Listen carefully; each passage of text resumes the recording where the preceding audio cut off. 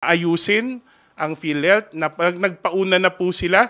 Meron silang 30% adjustment ng case rates, pero sinasabi ko kahapon, Sir, inflation adjustment pa lang ho yan.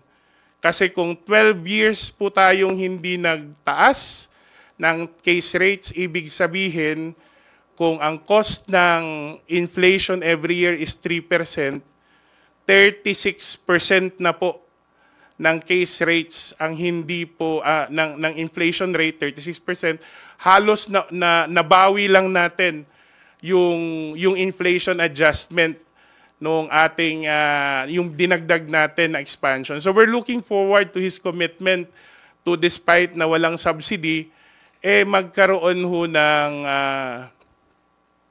case rate adjustment ulit 50% next year.